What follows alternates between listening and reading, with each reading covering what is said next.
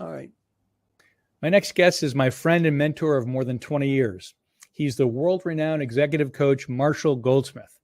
He's coached more than 200 CEOs and their management teams throughout the past 40 years. I was lucky enough for Marshall to choose me as one of his top coaches for his MG 100 that brings together the world's leading executive coaches, top business thinkers, and best leaders with the common purpose of making good executives better. In his New York Times bestsellers, Triggers and What Got You Here Won't Get You There, Marshall helped readers identify the psychological and environmental roadblocks that prevent us from achieving our best performance. Now, in his new book, The Earned Life, Marshall uncovers the source of today's existential crisis, regret, the kind stemming from choices that alter our lives, reroute destinies, and haunt our memories. Particularly timely themes as the pandemic and great resignation inspire people to seek meaning in their lives, get unstuck, and make changes. Marshall, congratulations on your new book, The Earned Life, and welcome to the Leader Show on Newsweek. I'm so happy to be here. Marshall, so great to see you. I want to hear about your definition for the new book, The Earned Life. What is your definition for The Earned Life? Well, I'm going to make sure I get it right. We are living an earned life when the choices, risks, and effort we make in each moment align with an overarching purpose in our lives, regardless of the eventual outcomes. And I think the interesting part of that sentence is regardless of the eventual outcomes. It's interesting, and it's not about the outcomes, is it? Right. It's not about the outcomes. It's about the journey. And that's what you were saying in your book as well. Exactly. I think one of the great problems in the West, particularly as we get our egos and our identity get focused on the results we achieve. And ultimately, that's a fool's game for two reasons. One, we don't have total control over the results. Many things happen that are outside of our control. And number two, what happens after you achieve the results? Well, how long does that bring lasting peace or happiness or satisfaction? A day, a week? Not much. Not much. And then all of a sudden, guess what? Do it again, do it again, do it again. And the Buddhist term for this is called the hungry ghost. I'm always eating and I'm never full. This crisis you speak about and you've always taught me about is I will be happy when. Right. And so is this a huge problem for executives and all of us? We have to do something in order to be happy. We can be fulfilled now, can't we? And how come? I completely agree with you. I mean, to me, though, it's no wonder we feel this way. You know, Lou, the Great Western Art Form, you may have seen a few thousand times. It sounds like this. There is a person. No, the person is sad. They spend money. They buy a product and they become happy. This is called a commercial. Have you ever seen one of those before? Well, how many times have you seen that message? Thousands of times, day after day after day after day. It's the same message. Happiness is out there. Oh, the reality is happiness is not out there. It's in here. So is it possible to live unbound by regret and how we can avoid the temptation to wallow in it? Is that possible? Now, here's the important point of the book. The important point of the book is you have, if you say, I have to do this every second for eternity, you'll never succeed. That is the opposite of the intent of the book, though. The intent of the book is there's only 1 second. You have to learn to find peace. Now. Not next week, not next year, not next month, now. And if you look at now, it certainly seems possible. One of the things I tell people is that I've learned from you as well, who really are feeling like they're regretting what they've just done, is that every breath is a new breath and a time to be a new me. And this concept that brings feed forward together, saying you can be a new you in every single second and every single breath. How have you seen that play out with the hundreds of CEOs that you've coached throughout the many years? Well, that's a really important point of the book, is every time I take a breath, it's a new me. And I've seen this play out not just with CEOs, with human beings, period. I mean, one of our biggest challenges, Lou, that you've brought up is forgiving ourselves for being human. And, I have a great exercise. Take a deep breath And every time I take a breath, it's a new me. So think, new me. Everything that happened before was done by an infinite set of people called the previous versions of me. Well, think of all those previous yous and think about the gifts they've given to you that's listening to me right now. And think about how hard they tried and the nice things they've done. So if any group of people did that many nice things, what should we say to these people? Hey, thank you, thank you. Now, did they make a little mistake or two? Yeah. First person we need to learn to forgive, this person. Mm. One of the things Johnny Carson, I remember him saying once, is never try to complain or convince. Right. And remember that it's an old saying. Is there really any point of convincing someone, of your viewpoints? What's the use? Yeah, and again, in my book, What Got You Here, Won't You There? I was asked by the Harvard Business Review, what's the number one problem of successful people you've coached over the years? My answer is winning too much. If it's important, we want to win, meaningful, we want to win, trivial, we want to win, and not worth it, we want to win anyway. It's very hard for especially successful people not to win all the time. It's a sort of a pandemic in and of itself. We talked about this existential crisis. You talk about that in your book. How has it helped you and others really in the earned life, as you say, to really become more fulfilled and reset? I've seen it for myself as well. It helped me reset and rethink. Well, I think if you look at what inspired the book, the pandemic was what inspired the book. You've been to my old house. I lived in Rancho Santa Fe for 30 years in the same home, and we were going to sell the house and move to Nashville. Well, then what happened is, we put on the market right before COVID hit. Then COVID hit. Well, we rented a place in La Jolla on the beach. Thank goodness. I wanted to get a crappy little place, but Lyda said, let's get a nice place. So we lived on the beach in La Jolla for a year and a half. If you got to get stuck, it's a good place to be stuck. And then every weekend, I did these life plan review calls with 60 amazing people. Mark Thompson and I did 6 hours a week. They would rotate in groups of 10 each and listen to people talk about their lives. And who the people were is not a secret. You've met many of these people. Curtis Martin, the National Football League, and Pau Gasol, pro basketball star. And then we had the Broadway star and the head of the Olympic Committee and the head of the World Bank and the Rockefeller Foundation. Amazing people. And every week they talked about their lives. And these dialogues are what inspired the book, and they loved it. Every week, one guy, Mike Kaufman, instead of Cardinal Health, he said, I love this because I'm accountable, yet I'm not being judged. I'm accountable. And also, there's an old saying, it's lonely at the top. It used to be lonely at the top. It is lonelier at the top today. Today, it is incredibly lonely. Why? Social media, people say things, they take it out of context, they make you look stupid. It's tough. One person said, I love these programs because for an hour a week, I get to act like a human being. Is this so? Tell me, what are some of the main learnings you've learned from these kind of superstars, right? What have they done? How have they transformed or shifted, as you've seen, sort of the main themes of shifts? One of the first things you learn in the group, and I always ask people, what do you get out of this and what really hits you? And the first thing that hits people is we're all the same. I mean, you have the image, you read these people's bios, you think they're all the second coming of God and they have no problems. The reality is they have kids with drug problems, parents with Alzheimer's, get divorced. They don't escape life just because they're successful in business. You still are human. And you still have to deal with a lot of the basic dramas of life that everyone has to deal with. So that the first thing you learn is how human we all are. And the second thing that I really focus on, which is in the book a lot, is about achievement. In the book, I talk about 3 major elements. There are aspirations, which are the higher purpose. What am I here for? The answer to that great question, why?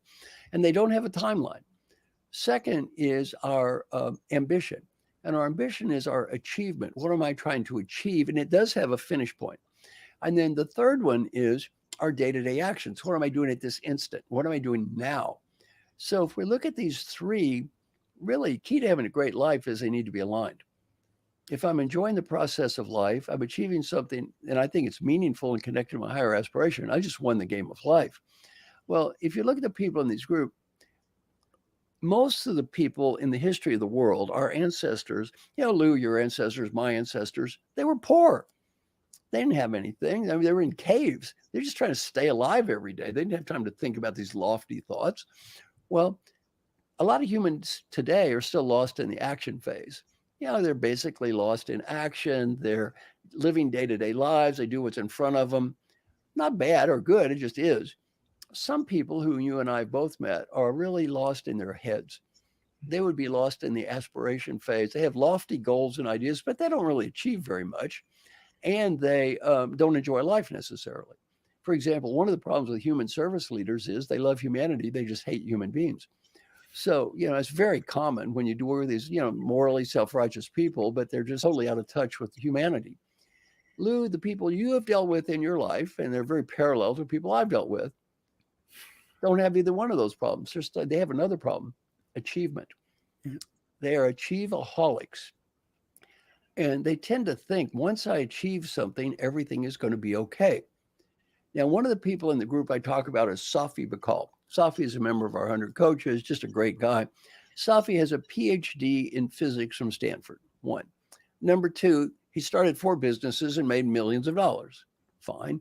He also is consulted to presidents, and he wrote a New York Times bestselling book. So Safi said, I finally learned something in these groups. And he talks like a scientist. He said, I used to believe that happiness was a dependent variable based upon achievement. And I finally realized happiness and achievement are indeed independent variables. And he learned that from Curtis Martin, the football player who's achieved a lot and is a very happy person. And Safi wasn't actually that happy. And he said, I've learned something. Be happy to be happy. Achieve to achieve, but don't think achievement is going to make you happy. Well, the irony of this is here's a guy, I told him, Safi, exactly how much do you need to achieve? Now, you already have a PhD in physics from Stanford. You're worth millions of dollars. You started 4 businesses. You wrote a New York Times bestseller and you're consulted to presidents. That's not enough. That's not enough. Well, exactly. When are you going to get there?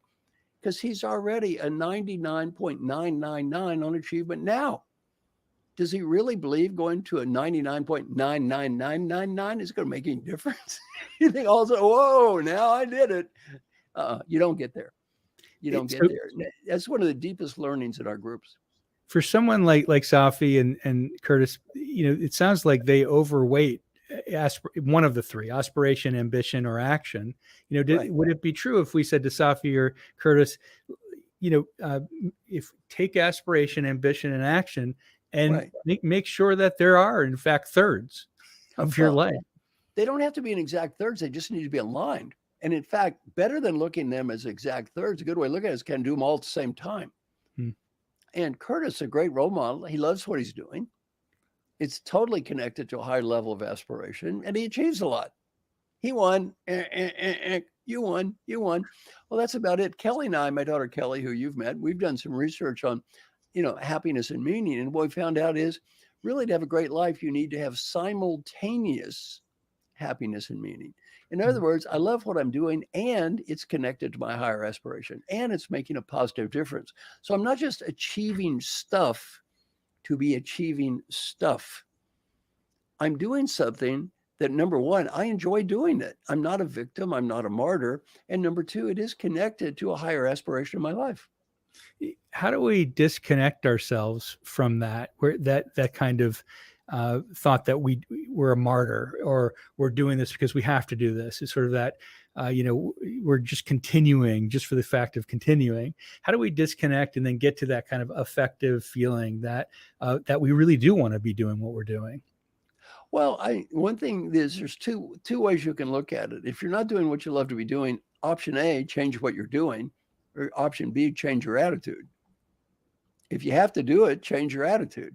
I mean, there are 2 flight attendants. One's positive, motivated, upbeat, enthusiastic. One's negative, bitter, angry, and cynical. Have you ever been on that plane before? We've all been on the plane.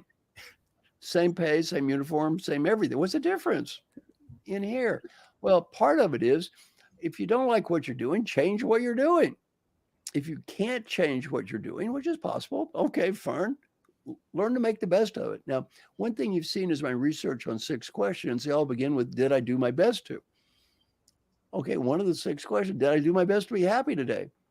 Well, how do we get better at this? the first thing is just try to get better at it. Most of us never even think of it. Most never ever think of it. I mean, in my book Triggers, I talk about 3 people who you've met: Dr. Jim Kim, who was president of World Bank; Dr. John Noseworthy, who's head of the Mayo Clinic; and Dr. Raj Shah, head of the Rockefeller Foundation. Now, their average IQ is a zillion. I asked all 3 of them individually, how'd you do on an average day, and did I do my best to be happy? They all had the same answer. Never dawned on me to try to be happy. They're all medical doctors. I said, did it dawn on you you're going to die? Did they cover that in medical school? Death. They said, oh, yeah, they brought up death. I said, do you think this is a silly question? He said, it's a great question. I just forgot to ask. And the people that I've noticed that don't ask that question or don't work at it, other behaviors come up, like they threatening people and trying to control sessions, these things. Yeah. Have you seen that as well? With people who control and, or even for that matter, threaten. What do we do in those situations, right? With those kinds of people who really don't think about happiness. They only think about their immediate, action gain in the moment. Well, what I typically do is, do they want to change? If the answer is yes, I'm happy to try to help. If the answer is no, you know what I do? Smile, take a deep breath, and let it go. I've learned a good lesson. I can't make people be who they don't want to be. If people don't want to change, what am I going to do about it? Nothing. Let go. Moving on, right? It's moving on. This is the train we're on. We don't need to let people on who perhaps aren't doing those things that we want. Right. They won't help us on our journey. So, and you talk a lot about successful people, right? This addiction to achievement. What is your coaching been for them? And when they're really changing their behaviors, what are some of the challenges that they've gone through in their journeys? And how have you helped them to break those really addictive and destructive? Well, there are 2 different issues. One issue is interpersonal activities, behaviors.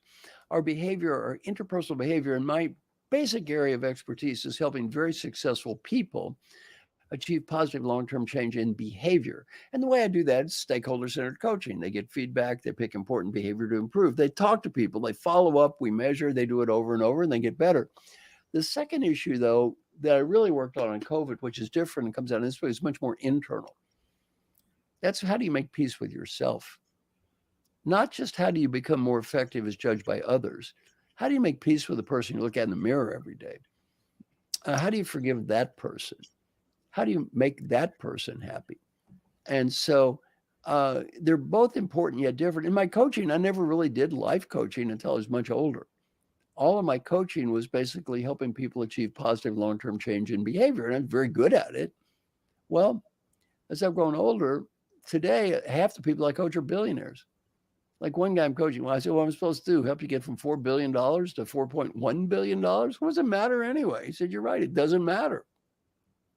Well, he doesn't need a business coach. He doesn't need to, quote, achieve more. He just needs to make peace, be happy with his life. Yeah, and it comes through. You hear, I've heard as well with billionaires, they're not looking to improve their businesses. They're not looking to necessarily improve their own behavior every day. It's about making peace, understanding the self, and loving themselves again, because perhaps they haven't felt loved and they need to feel it again. Exactly, because at the end of the day, we're all humans. At the end of the day, we're all humans. And once you get to a certain point of achievement, you really, it's healthy to start asking the question, why? Why do I really believe a little bit more is going to make any difference at all in my life? Because the reality is it won't. So the end of that equation of more is really the self. It's really self, isn't it? Yeah. The honor of the self, the value of the self, revaluing yourself. It's Maslow's hierarchy of needs, right? Once you get past a certain point, you need to be working on self-actualization, not just working on achievement. And it's making that leap from achievement to more towards self-actualization is a very positive, it's a very positive change that people need to make. One of the things that are coming out, that I see coming out today, is this kind of over empathy that people are having inside of the world. It's this over empathizing, and it's abundant everywhere. It's changed that I've seen. Is it possible that empathy can cause more harm than good? Well, this is a very counterintuitive part of the book. Now, I, like you, probably, I always heard empathy was a good thing. It sounds like fuzzy puppy dogs and teddy bears and warm and nice stuff. I always thought empathy was uniformly good. As you read in the book, empathy has positive and negatives. Now, I talk about 4 types of empathy. The first is the empathy of understanding. I know where you're coming from. I'm good at this. You've seen me before. I can see things in people I can't see them themselves. I'm very good at understanding people's motivation, which is very good for being a coach. That same skill can also be used to manipulate people. It's used by people who understand propaganda. It's used by people who understand advertising. So it could be very positive. It can also be misused in a very negative way.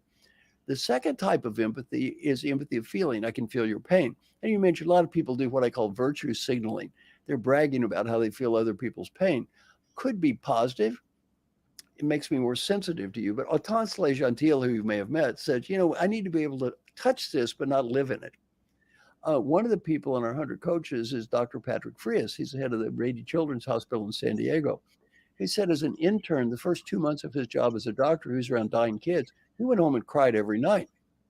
He was feeling the pain. You know what he finally had to realize? I can't do this. If I'm going to do this, I'm not going to be an effective doctor. This is not increasing my effectiveness. I'm also the volunteer coach of, Dr. Jim Downing's head of St. Jude's Children's Hospital. If you ever go to St. Jude's, it's tough. You're around kids dying of cancer every day. Well, that's his life.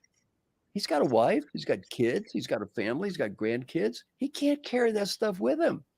He's got to learn to let that go. He can't carry that around. Now, the next one, Lou, I love in the book is the empathy of caring. The reason I love it, I talk about a hedge fund manager of all people. They wouldn't have a problem with the empathy of caring. It would be a hedge fund manager. You think, well, they don't care about anything other than making money, right? So I'm watching, this is years ago, I'm watching a guy that's worth $1 billion interview another guy that's worth $3 billion. And this was back in the day when $1 billion was a lot of money. So the billion guy says, the $3 billion guy, why don't you have a fund? And the $3 billion guy says, I'm not as good as I was. The billion guy says, why not? Now more than ever. He said, I know that. He said, I started caring. He said, I started caring. So the billionaire goes, what do you mean you start caring? What does that mean? He said, well, when I was young, I never thought about people and their money. It was a game. I just played this game. Now, and obviously, he said, I made tens of billions of dollars for people, but I lost tens of billions and I didn't care. I made 52%. I lost 48%. That's why I'm rich. He said, I got older. I started caring.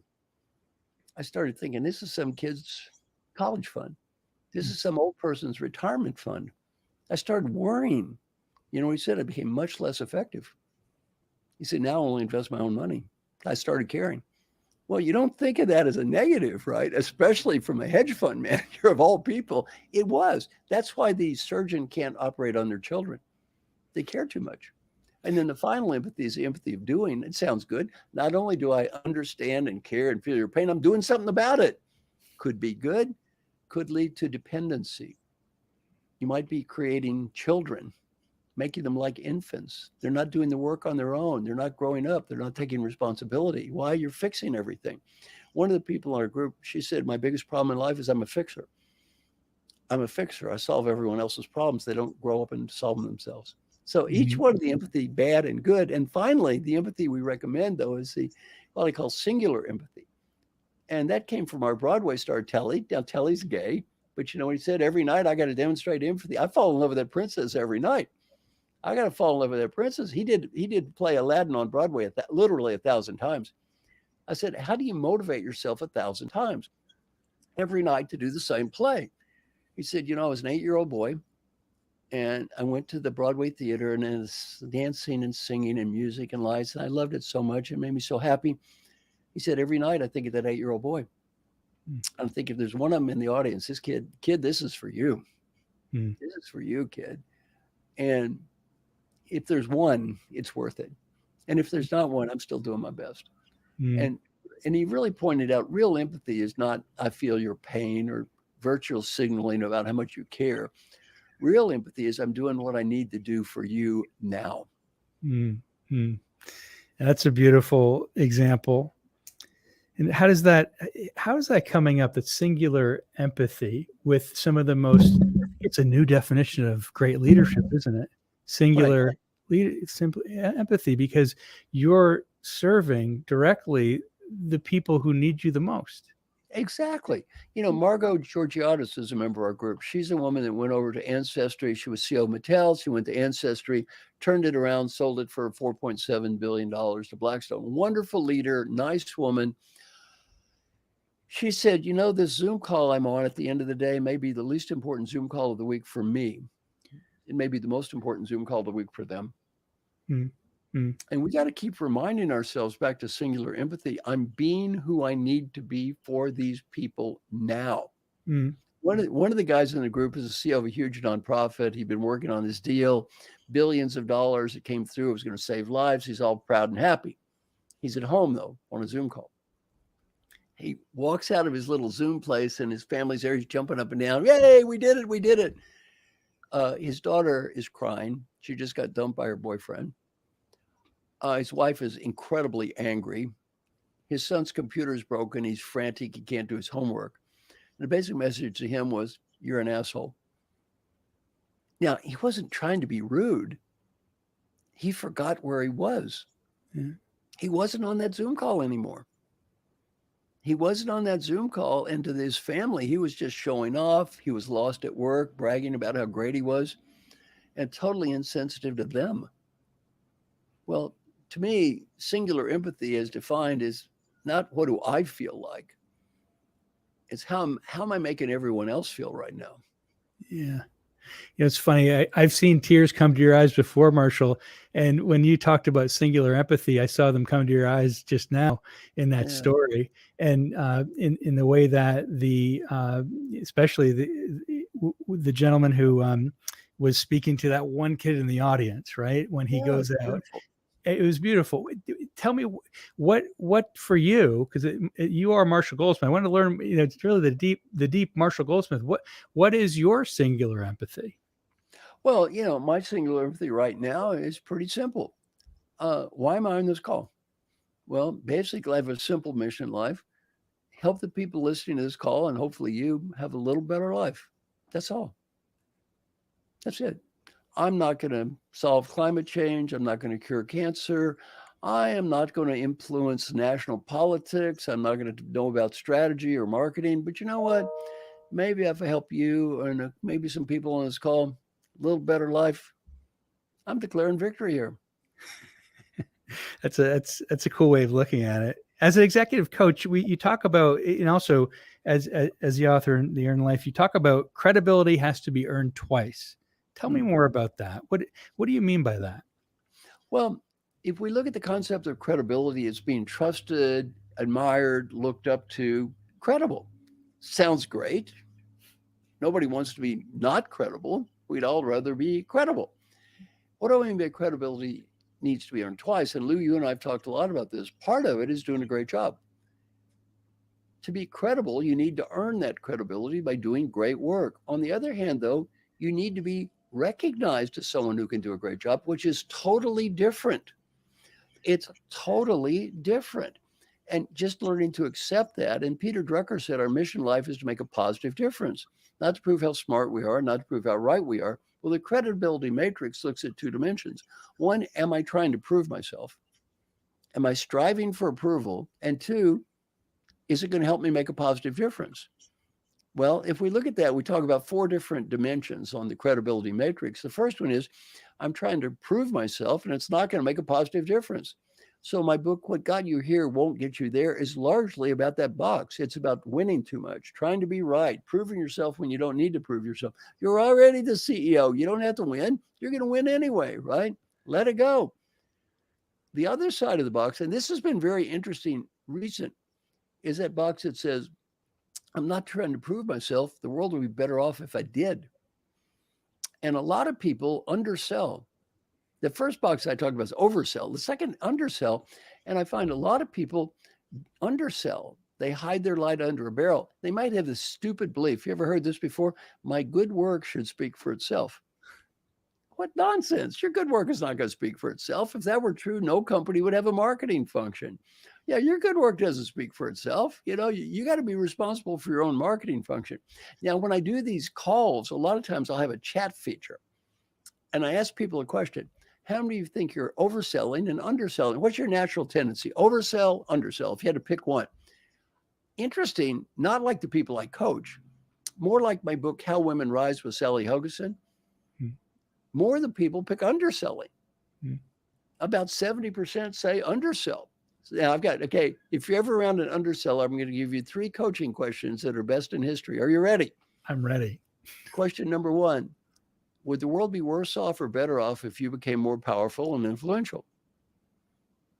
Most people say, well, gee, after mumbling around a little bit, they say, well, it'd be better off. I say, good.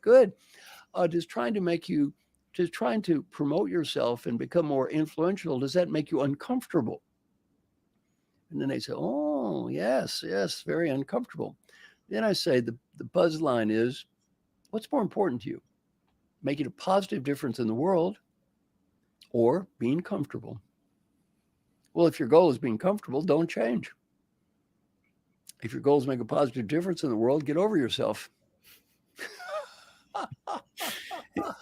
And then the positive box is, of course, I am trying to promote myself, and I believe it. Why I'm on this Zoom call with you? Promote the book. Well, why am I promoting the book? I think the book's going to make a positive difference in the world. I've been, Hubert Joly, you've met. Hubert's a great guy. Hubert wrote a book, and after he finished being a CEO, I said to him, Hubert, most CEOs write books. No one buys the books. They're egotistical. They don't try to sell the book. They think they're above that. You're going to write a book, get out there and bust your butt. Get out there and promote the damn book and try to sell it. You know what he said? He did. I'm so proud of him. He worked so hard promoting that book. Well, to me, that's positive. He was promoting that book, and he did believe that book would make a positive difference in the world. And it did. At Best Buy, did. people loved it. Everyone around there, they loved it. They believed in it. It changed the company even after he left. He did a tremendous job. And it is wonderful. It really is.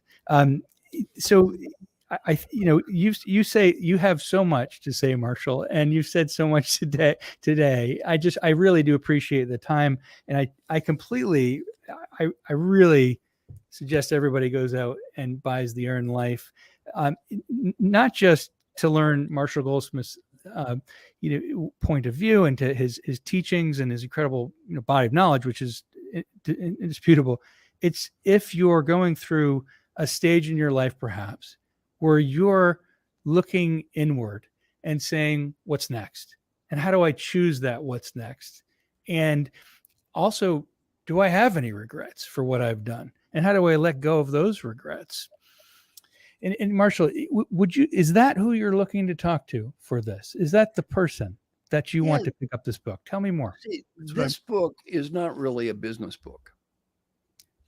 This book is much more of a Buddhist philosophy book about having a good life. And it really applies to everybody. It's not a religious book either. It's a philosophical, psychological book about here's some things I believe are going to help you have a great life. And it doesn't matter what your job title is or your status in life or all that stuff. To me, it applies to people, around the world. And it really specifically applies, Lou, to your listeners and my readers. The reality is your listeners and my readers are not in some absolute sense normal people. You don't think about that. Normal people don't buy books. A tiny number of people buy books. Normal people don't listen to this podcast. A tiny number of people do that. A tiny number of people are really working hard at self-improvement. It's not everybody's doing this. It's a small number doing this. That's who the book is for. It's self-improvement. It's a whole new world of it's the millions and millions of people, not just the sort of the top 2-3% of society, right? And those brave people like you who are changing their lives and improving themselves. Marshall, thanks so much for coming on today. Thank you. You're a good friend. How many years we known each other? It's been 20 years, more than 20. It was 1998 when I first met you. And I remember the first time when I was sitting in a lonely booth in a conference, and you came over to me and you said, Lou, what are you doing? Why are you sitting here alone? You can do better than that. And I did. I worked harder. And I'm so proud of you also, not only for what you've achieved a lot. you're also just a happier human being. Thanks, Marshall. Thank you, Marshall.